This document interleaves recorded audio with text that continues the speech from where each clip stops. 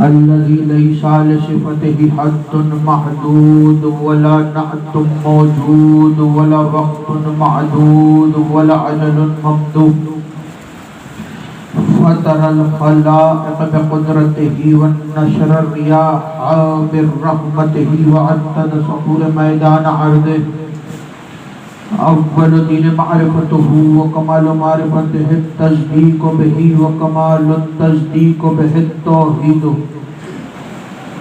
وکمال التوحید اخلاص له نبی الصفت عن کل شہادت صفت انه غیر الموصوف انه غیر الصفہ فمن وصف الله سبحانه فقد قرنه ومن قرنه فقد سناه ومن سناه فقد جزاه ومن جزاه فقد جهله ومن جهله فقد اشار اليه ومن اشار اليه فقد حده ومن حده فقد عده الصلاة والسلام والتحية والإكرام على النبي الرحمة وخازن المغفرة وقائد خير والبركة ومنتزل العباد من الحلقة سيدنا ومولانا بالقاسم محمد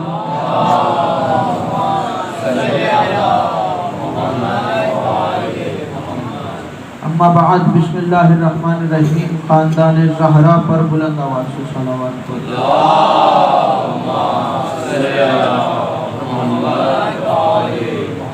دعا ہے پروردگار عالم سے کہ بانیان کا یہ تمام خرچ اخراجات کوشش کاوش کا اپنی بارگاہ میں قبول و منظور فرمائے آپ حضرات کا اس فرش پہ چلایا میرا عظیم خالق اللہ اپنی بارگاہ میں قبول فرمائے آپ کو اس فرش پہ آنے کا بہترین اجر عطا فرمائے کوئی غم نہ دے سوائے غم حسین کے لاکھوں دعاؤں کی دعا میرے اللہ قبر کی پہلی رات ہو زیارت امیر نصیب فرما قیامت کا دن ہو شفاعت شبیر نصیب فرما محشر کے روز خاتم قرآن خاتم دامن اہل بیت نصیب فرما ہمارے آخری وارث کا ظہور جلد سے جلد فرما ہمیں امام کے انوار و انصار میں شامل فرما اور ہر عزادار کو مرنے سے پہلے لازمی مرتبہ تمام زیارات مقدسہ کی زیارت نصیب فرما تمام دعاؤں کو قبولیت تک پہنچائیں سہارا درود کا ایک دفعہ مل کے سارے بلند آواز سے صلوات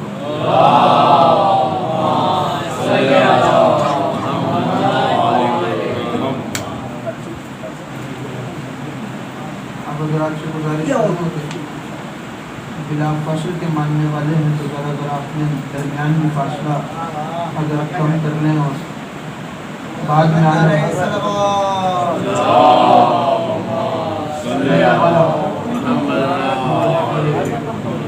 مزاج معلّہ کی نفاست پر ناگوار نہ گزرے تو صلوات ذرا بلند آواز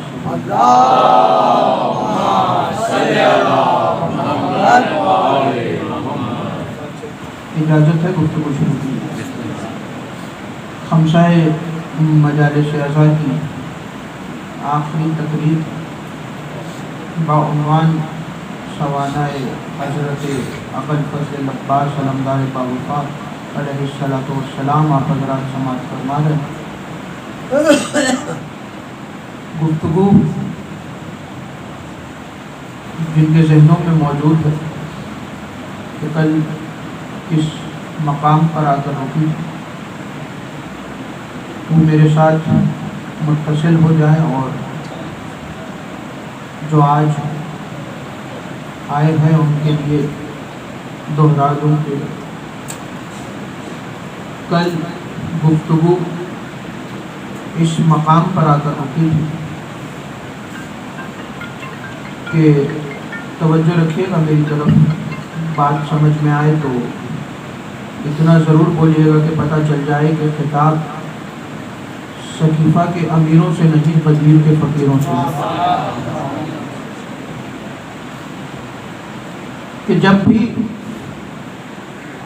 حسین فجر کی نماز کے وقت اپنے باب کو کھولتے تھے تو اپنے باب پہ اپنے باپ کو پاتے تھے. اور یہ تو یاد دلانے کی ضرورت نہیں کہ باب الحسین جناب ابو الفضل عباس کو کہتے ہیں.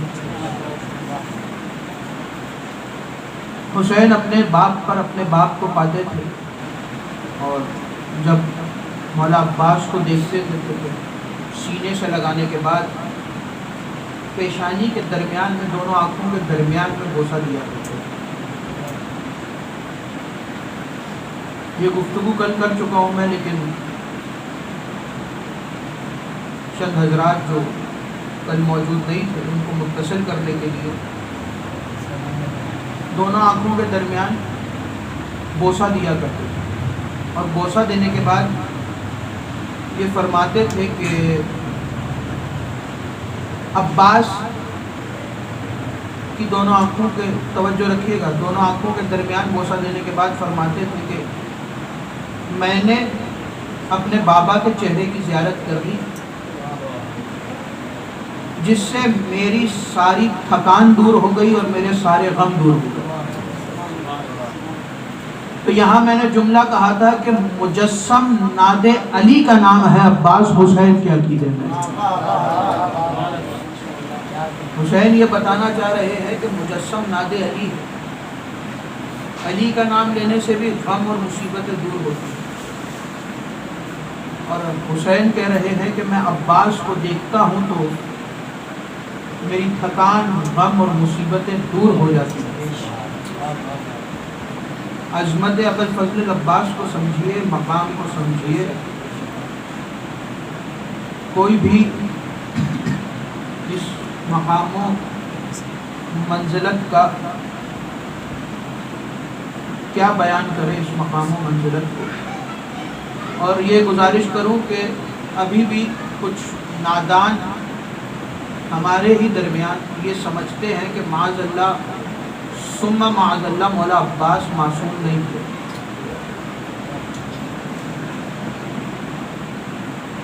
تو سب سے پہلے تو یہ واضح کر دوں کہ عباس معصوم ابن معصوم ابن معصوم ہے۔ عباس بھی معصوم ہے، عباس کے بابا تو امام ہیں، اور عباس کے بابا بھی معصوم ہیں۔ دلیل میں ایک واقعہ آپ کے حوالے بچوں کا سنا ہوا واقعہ ہے، اور اکثر ممبروں سے پڑھا جاتا ہے۔ توجہ رکھیے گا میری طرف، مقام تک لے کے جانا چاہ رہا ہوں۔ چچا رسول خدا حضرت عباس، جو کافی احادیث کے راوی بھی ہیں، رسول خدا کے چچا حضرت عباس بعد از وفات رسول خدا مولا علی کے پاس آئے، اور توجہ رکھیے گا، آ کر کہنے لگے کہ اے علی، چونکہ میں رسول کا چچا ہوں اور خاندان میں اس وقت سب سے بڑا ہوں، تو مجھے رسول کا امامہ ابا جو رسول کی وراثت ہے وہ میرے حوالے کی جائے، اس کو میں رکھوں گا۔ تو امیر المومنین نے کہا کہ ٹھیک ہے۔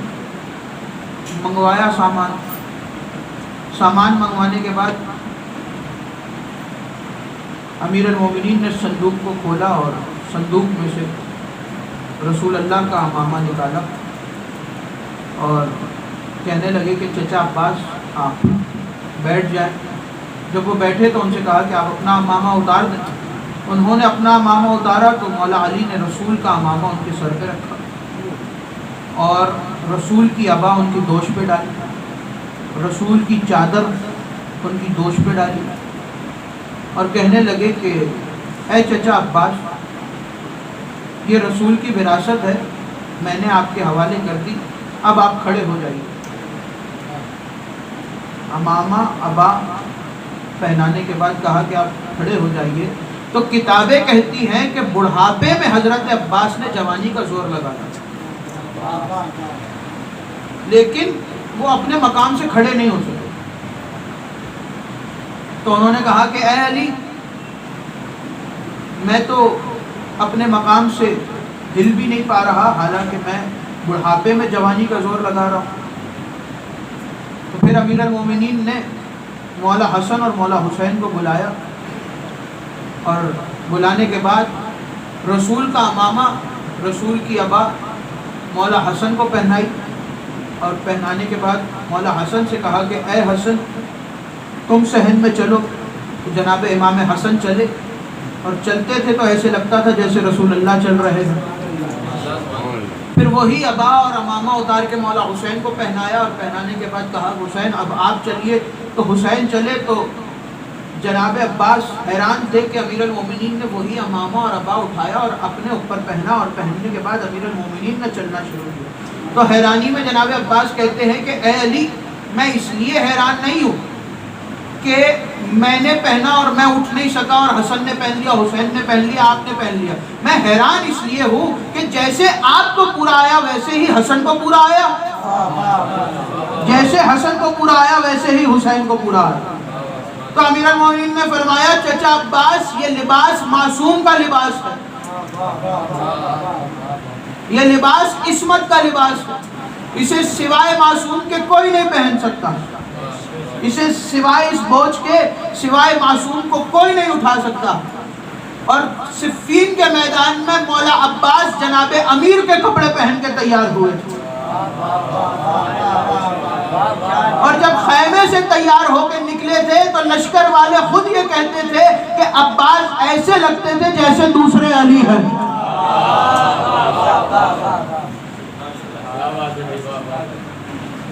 ایسے لگتے تھے جیسے دوسرے علی ہیں عباس۔ یکم محرم کو قافلہ صفین کے میدان میں پہنچا۔ مختصر سا واقعہ بیان کر کے ایک مقام تک لے کے جا رہا ہوں۔ عظمت ابوالفضل عباس، شجاعت ابوالفضل عباس۔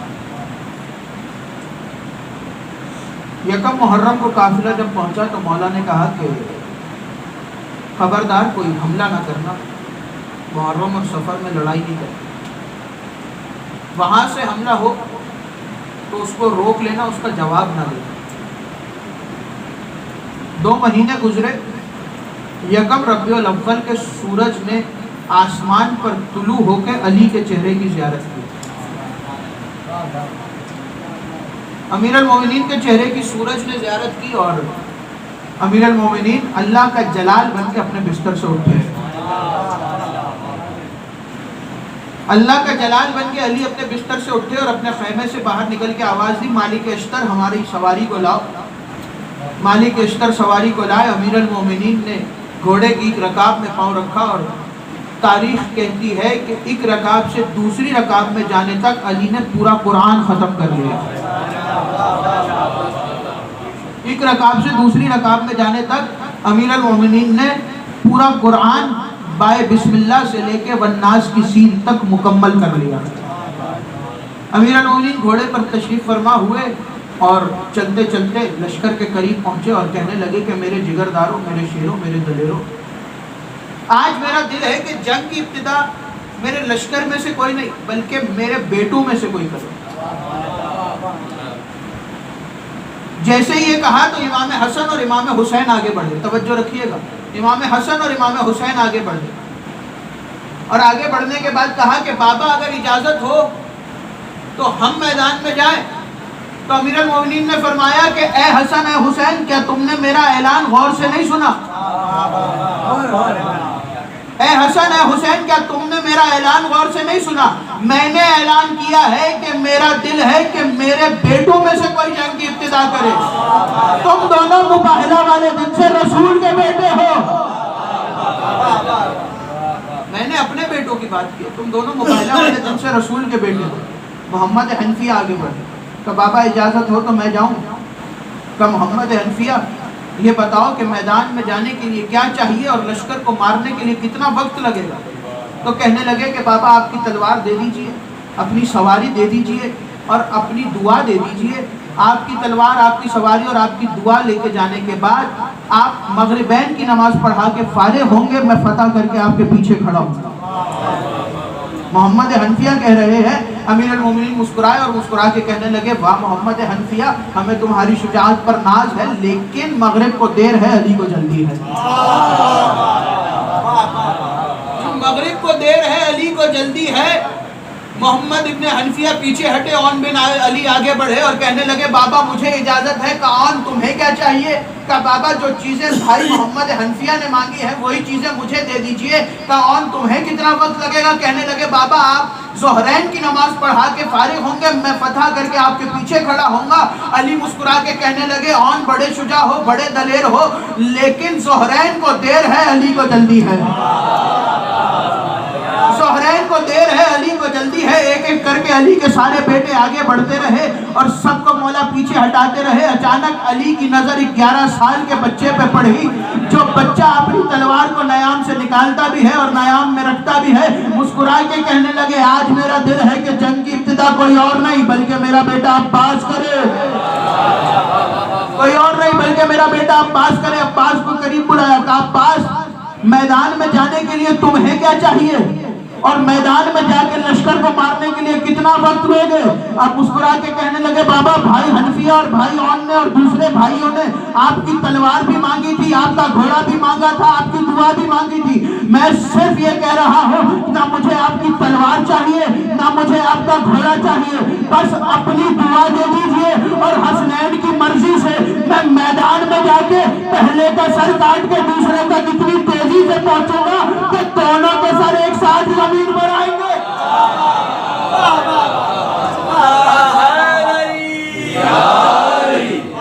دونوں کے سر ایک ساتھ زمین پر آئیں گے۔ امیر المومنین کی آواز آئی عباس کو تیار کرو۔ خیمے میں لے کے آیا گیا۔ اب سنیے گا، یہاں تک لانا چاہ رہا۔ خیمے میں لے کے آئے، حسن مولا نے آگے بڑھ کے سر پہ خود رکھا، حسین مولا نے آگے بڑھ کے کمر بند باندھا، محمد حنفیہ نے نالین پیش کی۔ علی بیٹا علی بن کے تیار ہو گیا، علی بیٹا علی بن کے تیار ہو گیا۔ علی کا کرتا، علی کی زرہ، علی کا خود، علی کی کمر بند، علی کی نالین پہن کے عباس علی بن کے تیار ہوئے اور عباس نے چلنا شروع کیا تو تاریخ کہتی ہے ایسے لگتا تھا جیسے علی چل رہے ہیں۔ اور امیر جیسے ہی جناب عباس خیمے سے باہر نکلے تو علی نے اپنے چہرے کی زیارت کی، اپنے چہرے کی زیارت کی مولا نے، اور جناب عباس کو قریب بلایا، سواری پر سوار کروایا۔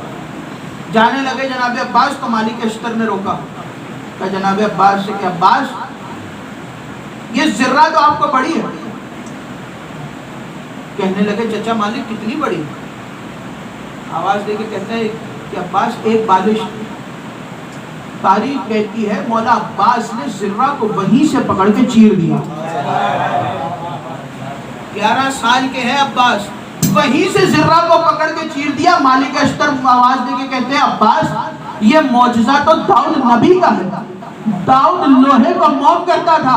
عباس گھوڑے کی زین سے مسکرا کر کہتے ہیں چچا مالک حیران ہونے والی کیا بات ہے، داؤد ہمارے بابا کا نام لے کے کرتا تھا،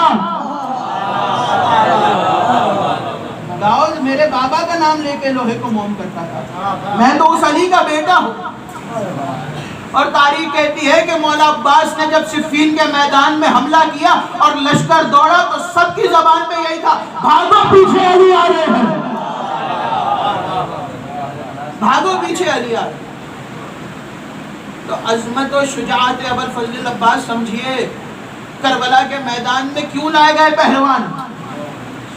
جانتے تھے کہ عباس کتنے شجاع ہیں، عباس کتنے بہادر ہیں، اس لیے کہ صفین میں حملہ دیکھ چکے تھے۔ اور حضرت مسلم ابن عقیل روایات کہتی ہیں کہ جناب عباس کے استاذہ میں شامل تھے۔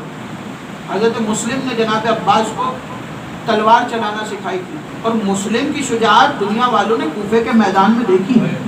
کوفے کے شہر میں جب ابن اشعث نے 4000 کا لشکر لے کے جناب مسلم کو مارنے آیا تو 4000 ختم ہوا تو ابن اشعث نے خط لکھا ابن زیاد 4000 کا لشکر اور بھیج۔ ابن زیاد نے لشکر بھیجا، پھر تھوڑی دیر کے بعد اس نے خط لکھا ابن زیاد لشکر اور بھیج۔ ابن زیاد نے 4000 کا لشکر اور بھیجا۔ چوتھی مرتبہ جب ابن اشعث نے خط لکھا تو ابن زیاد نے غصے میں آ کے اس کو جواب دیا کہ کیا ابن اشعث تو 4000 پہ 4000 پہ 4000 منگوائے جا رہا ہے، صبح سے اتنا لشکر کٹوا چکا ہے، ایک آدمی نہیں پکڑا جا رہا تجھ سے۔ تو ابن اشعث نے غصے میں جواب دیا کہ ابن زیاد تو کیا سمجھتا ہے، ہم کوفے کے کسی عام انسان سے لڑ رہے ہیں، بنی ہاشم کے جوان سے لڑ رہے ہیں، ہم بنی ہاشم کے جوان سے لڑ رہے ہیں، لشکر بھیج ورنہ واپس آ رہے۔ تو کسی میں ہمت نہیں تھی کہ ہاشمیوں سے لڑے۔ عباس مسلم کے شاگرد بھی تھے، بھائی بھی تھے اور بہنوئی بھی تھے۔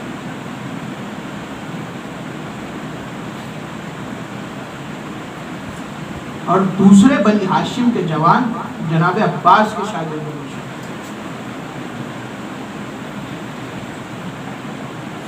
جناب عباس ایک مرتبہ مان کے تو دیکھو،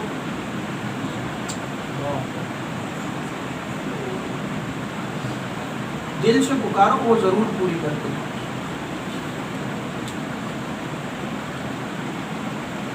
بادشاہ کا نام نادر شاہ درانی، بڑا ظالم بادشاہ، اس کو غرور تھا اپنے اوپر کہ مجھ جیسا ظالم اور فاتح بادشاہ کوئی نہیں۔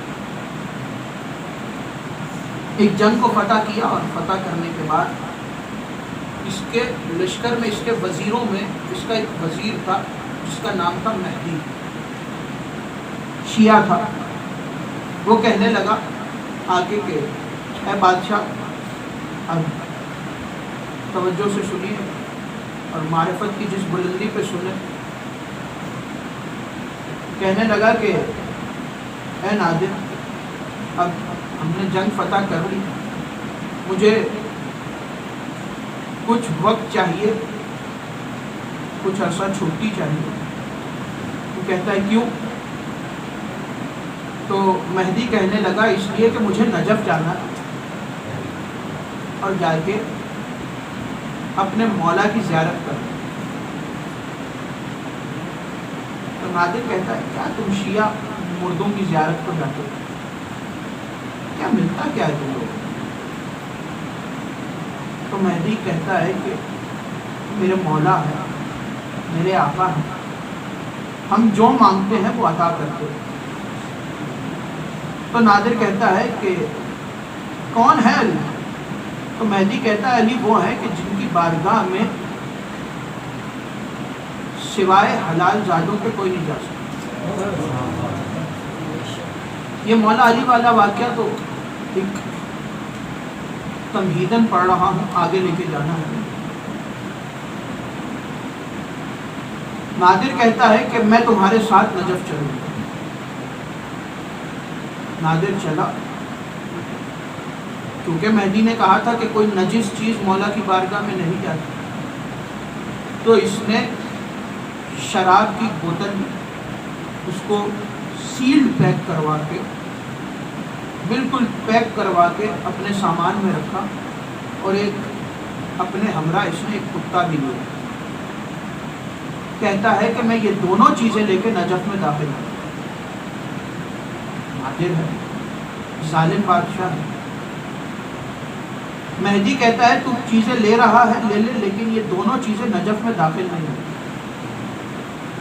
اپنے مولا پہ عقیدہ تو دیکھیے، مہدی جانتا ہے کہ مولا ہے، کتنی بھی کوشش کر رہے یہ چیزیں نجف میں جائیں گی، کہتا ہے میں لے کے جاؤں۔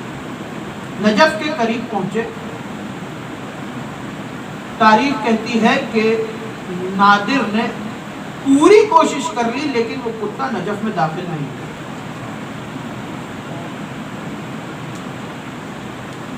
انہوں نے اس کتے کو وہیں چھوڑا اور نجف میں داخل ہو۔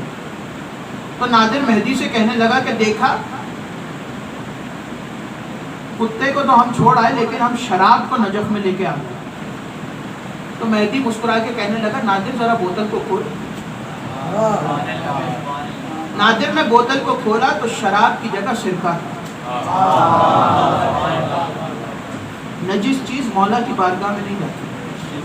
شراب کی جگہ سرکہ تھا۔ کہنے لگا کہ ان کی بارگاہ میں کتوں کو نہیں لایا جاتا بلکہ خود کتوں کی طرح حاضر ہوا۔ یہ کائنات کے عظیم لوگ ہیں۔ کہتا ہے میرے ہاتھوں کو باندھو، میں ان کی بارگاہ میں کتے کی طرح حاضر ہونا چاہتا ہوں۔ اب کسی کے اندر ہمت نہیں تھی کہ کیونکہ بادشاہ تھا، کون ہاتھ باندھے آگے بڑھ کے، تو کہتے ہیں کہ غیب سے ایک ہاتھ برآمد ہوا اور اس ہاتھ نے اس کے ہاتھ باندھے۔ بندھے ہوئے ہاتھوں کے ساتھ مولا کی زری پہ آیا، دو زانو ہو کے بیٹھا اور اپنا تاج اتار کے قبر علی پہ رکھا اور کہنے لگا کہ بادشاہ بھی تم ہو، شاہ بھی تم ہو، آقا بھی تم ہو، مولا بھی تم ہو۔ تمہاری بارگاہ میں نجس چیزوں کو نہیں لایا جاتا، تمہاری بارگاہ میں خود سگ بن کے آیا۔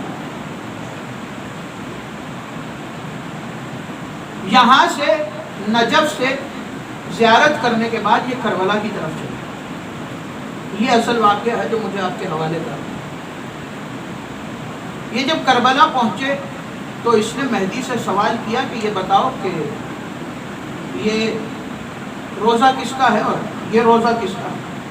تو مہدی نے تعارف کروایا کہ یہ علی کے بڑے بیٹے حسین ابن علی کا روزہ اور یہ عباس ابن علی کا روزہ۔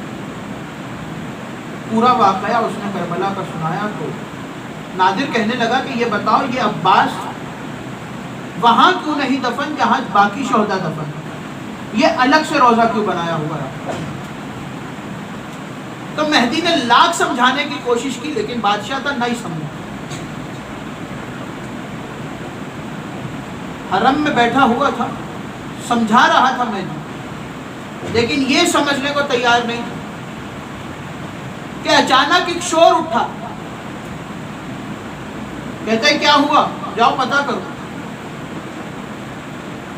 تو جب سپاہی گئے اور سپاہی واپس آئے تو ایک جوان کو پکڑے ہوئے لا رہے تھے۔ اس جوان کو لے کے آئے تو نادر نے کہا کہ کیا ہوا؟ تو کہنے لگا دیکھیے صاحب، اب سنیے گا، جناب ابوالفضل عباس کہنے لگا کہ دیکھیے ہم کربلا سے کچھ فاصلے پر ایک گاؤں ہے، اس گاؤں کے رہنے والے ہیں۔ ہمارے ہاں ایک رسم مشہور ہے اور کتنی اچھی رسم ہے۔ ہمارے ہاں رسم مشہور ہے کہ جب کسی کی شادی ہوتی ہے تو لڑکا لڑکی کو رخصت کر کے گھر لے کے نہیں جاتا بلکہ رخصت کر کے ہم پہلے روزہ ابوالفضل پہ آتے ہیں اور روزے پر کھڑے ہو کے ہم عہد وفا کرتے ہیں، عباس کی ضمانت میں آتے ہیں، وفا کا عہد کرتے ہیں، پھر اپنے گھروں کو جاتے ہیں۔ کہتا ہے میری شادی ہوئی تھی، میں بھی رخصت کر کے مولا کے روزے پہ آ رہا، راستے میں ہمارے قافلے پہ ڈاکوؤں نے حملہ کیا اور میری زوجہ کو اغوا کر کے لے گئے۔ میں مولا سے مانگنے آیا ہوں کہ میری مدد کیجیے اور میری زوجہ کو واپس لائیے۔ نادر کہتا ہے پریشان نہیں ہو، تو مقام بتا، کس مقام پہ ان ڈاکوؤں نے حملہ کیا، میرے سپاہی جائیں گے اور تیری بیوی کو ڈھونڈ کے لے آئیں گے۔ نادر جیسے بادشاہ کی طرف دیکھ کے کہتا ہے مجھے تیری ضرورت نہیں ہے، میں اپنے مولا سے مانگنے آیا ہوں اور انہی سے مانگوں گا۔ تو کون ہوتا ہے کہ ان کے ہوتے ہوئے میری مدد کرے؟ نادر کو غصہ آیا، غصے میں کہنے لگا کہ چل ٹھیک ہے تیری مرضی ہے، لیکن یہ یاد رکھنا کہ اگر کچھ وقت میں تیری بیوی واپس نہ آئی تو میں تیری جان لے لوں گا۔ پہلے ہی پریشان تھا، اب گردن پہ موت کی تلوار بھی لٹکنے لگی۔ مولا کے روزے پہ آیا، جالی میں ہاتھ ڈالے اور کہنے لگا کہ مولا میں پہلے ہی پریشان تھا اور ایک مصیبت آپ کے پاس لے کے آیا تھا، میری زوجہ کو بچائیے، لیکن اب تو جان پہ بھی بنائی کہ اگر وہ واپس نہ آئی تو یہ ظالم بادشاہ مجھے مار دے گا، مولا میری مدد کیجیے۔ تاریخ کہتی ہے کہ ابھی وہ مولا کی زری پہ گفتگو ہی کر رہا تھا کہ اچانک شور اٹھا، پھر سے شور اٹھا۔ نادر نے کہا پتہ کرو کیا ہوا، تو اس کے سپاہی کہتے ہیں کہ وہ جو شخص اپنی بیوی کی فریاد لایا تھا وہ اپنی بیوی کے ساتھ مولا کے روزے کا طواف کرتا، وہ عباس کے روزے کا طواف کرتا اور خوش ہو کے مولا کا شکریہ ادا کر رہا ہے، شکریہ یا ابوالفضل، مشکور یا ابوالفضل، مشکور یا ابوالفضل، اور روزے کا طواف کر رہا ہے۔ نادر کہتے ہیں ان دونوں کو لے کے آؤ۔ ان دونوں کو جب لایا گیا تو نادر کہتے ہیں کیا ہوا؟ تو جہاں تک اس لڑکے نے واقعہ سنایا تھا اس کی زوجہ نے بھی وہاں تک سنایا، اور اس کے آگے سے کہتی ہے، دیکھیے گا میری طرف، اس کے آگے سے کہتی ہے کہ جب مجھے اغوا کر کے وہ لے کے جا رہے تھے تو میں گھبرا گئی، میں پریشان تھی کہ اب میں کیا کروں، آج ہی میری شادی ہوئی اور ڈاکوؤں نے مجھے اغوا کر لیا۔ کہتی ہے کہ میں نے کربلا کا رخ کیا اور رخ کرنے کے بعد میں نے اپنے مولا کو پکارا، اور جانتے ہو کیسے پکارا؟ کہتی ہے میں نے مولا کی طرف دیکھ کے کہا اے زینب کے بھائی اب میری عزت تمہارے حوالے ہے، اے زینب کے بھائی اب میری عزت تمہارے حوالے ہے، اب مجھے بچاؤ۔ تو وہ کہتی ہے کہ ابھی میں نے یہ پکارا ہی تھا کہ گھوڑے پہ سوار نوجوان آیا، کہتی ہے ایسے لگتا تھا جیسے اس جوان کے ہاتھ نہیں، لیکن اس جوان نے ان ڈاکوؤں کو ایسے مارا، اور اس کے بعد اچانک میری آنکھ بند ہوئی اور جب میں نے آنکھ کھولی تو میں مولا کے روزے پہ کھڑی۔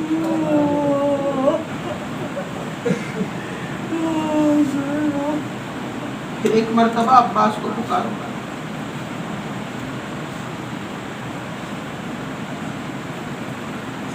آنکھوں میں آنسو ہے نا آزاد، دل میں جو دعا ہے عباس سے مانگ کے دیکھو، عباس کو دعا پوری کرے۔ کچھ واسطے ہیں جو مولا کبھی رد نہیں کرتا، ایک بی بی فاطمہ کا واسطہ، ایک شہزادی سکینہ کا واسطہ، ایک بہن زینب کا واسطہ اور ایک بھائی حسین کا واسطہ۔ یہ وہ واسطے ہیں جو عباس کبھی رد نہیں کرتا، اور دو واسطے ایسے ہیں جو کوئی امام رد نہیں کرتا، ایک واسطہ فاطمہ کا واسطہ ہے اور ایک واسطہ عباس کا واسطہ۔ تاریخ کہتی ہے کہ بعدس کربلا جس بھی امام کے سامنے مولا کا نام لیا جاتا، مولا عباس کے نام سنتے ہی وہ امام وہ معصوم اپنی جگہ سے کھڑا ہو جاتا۔ احترام عباس۔ کیا ہوا کربلا نہیں جا رہے؟ علم موجود ہے، شبیہ روزہ ابوالفضل موجود ہوگا، جاؤ جا کے شبیہ روزہ پہ مانگو، علم پہ مانگو۔ کربلا میں مانگنا تو ایک الگ مقام رکھتا ہے، لیکن اگر کربلا نہیں جا پا رہے تو ایک مرتبہ علم پہ جا کے مانگو۔ جو چیز عباس سے منسوب ہو گئی وہ چیز عطا ضرور کرتی۔ کبھی علم کے سائے میں بیٹھ کے تو دیکھو،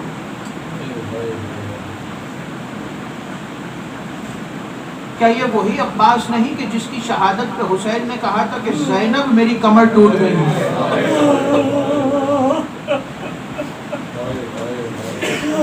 خدا کسی اور پہ نہ رلائے سوائے غم حسین کو۔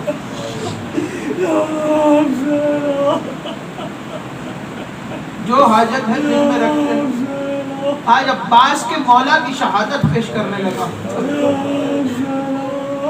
رو رو کے کہنا مولا عباس ہم آپ کو آپ کے آقا کا پرسہ دیتے ہیں، مولا ہماری حاجت کو پورا کر۔ آج عباس کو پرسہ دینا، آج سکینہ اور زینب کو پرسہ دینا، آج بقیہ سے آئی ہوئی ماں فاطمہ کو پرسہ دینا، آج سید سجاد کو پرسہ دو، آج رسول خدا کو پرسہ دو۔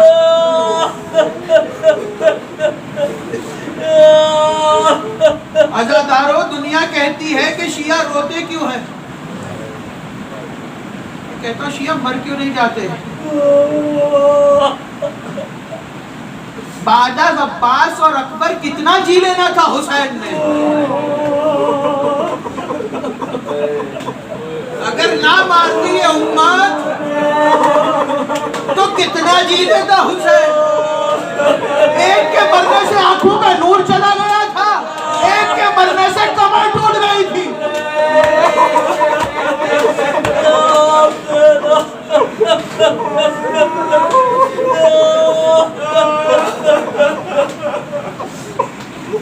دنیا کہتی ہے کہ کربلا کے بعد حسین کا امتحان ختم ہو گیا۔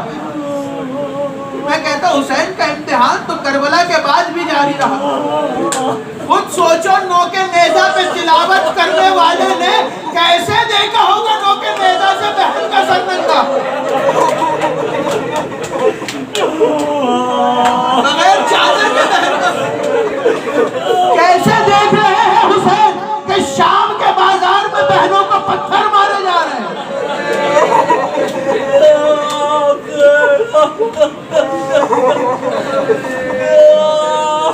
اصغر کو دفنانے کے بعد خیموں میں آئے حسین،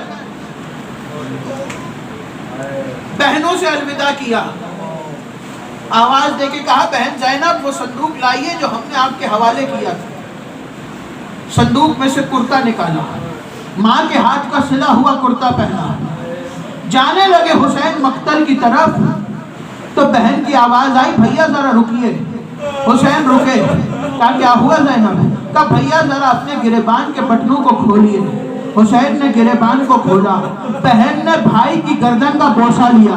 حسین کی آواز ہے زینب کیا کر رہی ہو؟ آواز دے کے کہتی ہے بھیا اماں نے وصیت کی تھی کہ جب حسین آخری ملاقات کے لیے آئے تو میری طرف سے حسین کی گردن کا بوسہ لے لینا۔ حسین کی آواز آئی بہن ذرا آستینوں کو الٹو۔ بہن نے جو آستینیں اوپر کی تو بھائی نے بہن کی کلائیوں کا بوسہ لیا۔ بہن کی آواز آئی بھیا کیا کر رہے ہو؟ آواز دی بابا نے وصیت کی تھی کہ حسین جب جانے لگو تو میری طرف سے کلائیوں کا بوسہ دینا۔ یہ وہ کلائیاں ہیں جو تمہارے بعد جن کلائیوں میں نسل پہنائی جائے گی۔ اجرکم من اللہ اجرکم من الزہرا، خدا کسی غم میں نہ رلائے سوائے غم حسین کے۔ بہنوں کے خیمے سے نکلے بیٹے کے خیمے میں آئے، خدا کسی بیٹے کو یہ وقت نہ دکھائے کہ بیٹا باپ کو سر سے لے کے پیر تک زخمی دیکھے۔ سید سجاد کا سر اٹھا کے زانوں پہ رکھا، رونا شروع کیا حسین، گرم گرم آنسو رخسار سید سجاد پر آئے۔ بیٹے کی آنکھیں کھلی، بیٹے نے سر سے لے کے پیر تک زخمی دیکھا، تڑپ کے کہتے ہیں بابا آئینہ آئینہ چچا عباس، بابا آئینہ آئینہ علی اکبر۔ حسین کی آواز آئی بیٹا سجاد سب کو مار دیا گیا۔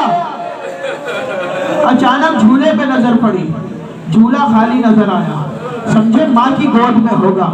ماں کی گود دیکھی، ماں کی گود بھی خالی نظر آئی، تڑپ کے کہتے بابا آئینہ آئینہ علی اصغر، بابا علی اصغر کہاں ہے؟ حسین کہتے بیٹا اصغر بھی مارا گیا۔ کہتے بابا کیا فوجیں خیموں تک آ گئی تھی؟ نہیں سمجھا، میں اپنے ہاتھوں پر لے کے گیا تھا۔ کہتے ہیں بابا اجازت ہو تو میں آپ کی نصرت کے لیے میدان میں جانا چاہتا ہوں۔ حسین کی آواز آئی نہیں سجاد، آپ نے کربلا کے میدان میں نہیں لڑنا، آپ نے تو ابھی شام کے بازاروں میں جانا ہے، ابھی کوفہ کے درباروں میں جانا ہے، ابھی ماؤں کو بغیر چادر کے دیکھنا ہے۔ ابھی بہن کے زخمی رخساروں کو دیکھنا ہے، ابھی بہن کے زخمی بہنوں کو دیکھنا ہے۔ اسرار امامت حوالے کیے، باہر نکلے حسین، زلجھنا کے قریب آئے، رکاب حوصلے سے سن لینا آزادہ، رکاب میں ہاتھ ڈالا، ایک مرتبہ فرات کی طرف دیکھا اور ایک مرتبہ وہاں دیکھا جہاں اکبر کی لاش رکھی تھی۔ کہنے لگے اکبر، عباس، آؤ آکے اپنے مولا کو سوار کرو، تمہارا مولا جب بھی میدان میں گیا ایک جانب سے عباس تم گھوڑے کی رکاب پکڑتے تھے، ایک جانب سے اکبر تم گھوڑے کی رکاب پکڑتے تھے۔ آؤ تمہارا مولا آخری لڑائی لڑنے جا رہا ہے، آؤ اپنے مولا کو سوار کراؤ۔ عزاداروں ابھی حسین رو رہے تھے کہ اچانک گھوڑے کی رکاب میں ہاتھ آیا، آواز ہے حسین، عباس نہیں تو کیا ہوا، زینب سوار کرائے گی۔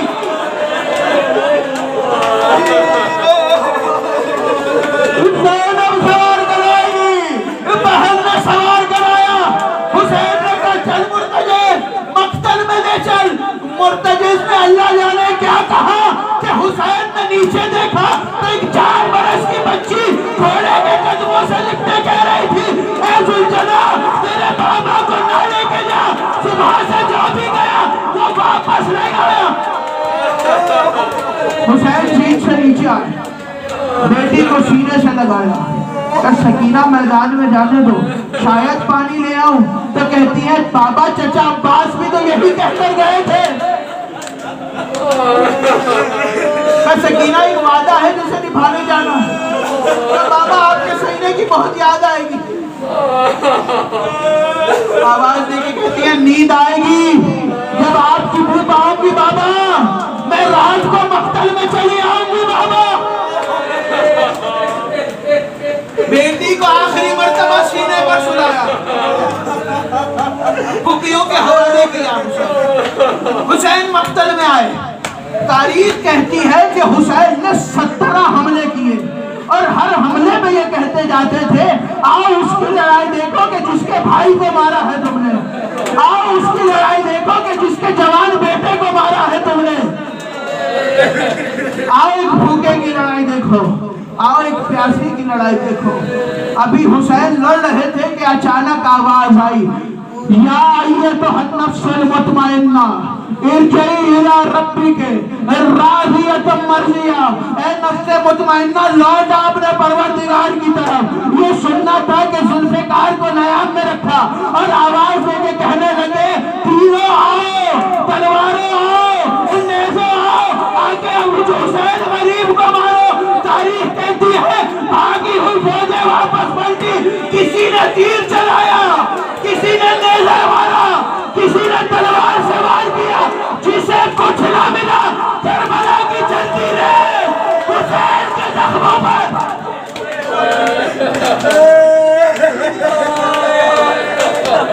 کربلا کی جلتی رہے زہرا کے بیٹے کے زخموں پر۔ حسین آگے بڑھ رہے ہیں، ایک ظالم نے ایسا تیر چلایا کہ تیر پیشانی میں لگا حسین کی، تیر کا لگنا تھا کہ علی کے لال نے سیٹ چھوڑی، زمین پر۔ تاریخ کہتی ہے اتنے تیر لگے تھے حسین کو کہ جب سیٹ چھوڑی تو زمین پر نہیں گرے بلکہ تیروں پر مول لگ رہا ہے۔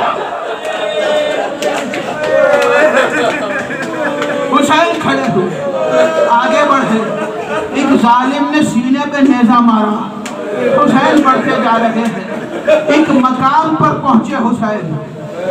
عزاداروں عصر کی نماز کا وقت قریب آیا، حسین نے نماز شروع کی، یہاں شمر نے چلنا شروع کیا، یہاں حسین نے سر سجدے میں رکھا، یہاں شمر ملعون حسین کے سینے پر سوار ہوا۔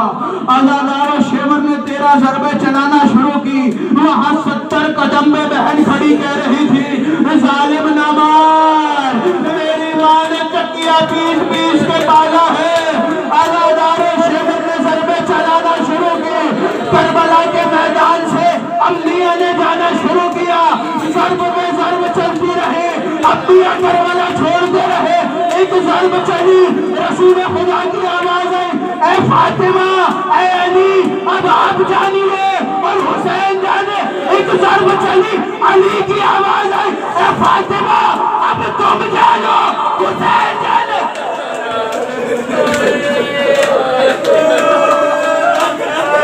ضرب پہ ضرب چلی، آواز دیتے تھے اماں اماں اماں، آخری ضرب چلی، آواز دی عباس عباس۔ شمر نے زلفوں میں ہاتھ ڈالا، ان زلفوں میں جن میں زہرا کنگھی کیا کرتی تھی، زلفوں میں ہاتھ آیا، سر حسین نیزے پہ آیا، شادیانے بجنا شروع ہوئے۔ بی بی کی آواز ہے، بیٹا سجاد ذرا دیکھو یہ شور کیسا ہے۔ آواز دی پھوپھی اماں ذرا خیمے کا پردہ ہٹائیے، خیمے کا پردہ ہٹا، آواز آئی اِنَّ اللَّهَ وَإِنَّا إِلَيْهِ رَاجِعُونَ، السلام علیکم یا ابا عبداللہ، بابا میرا آخری سلام۔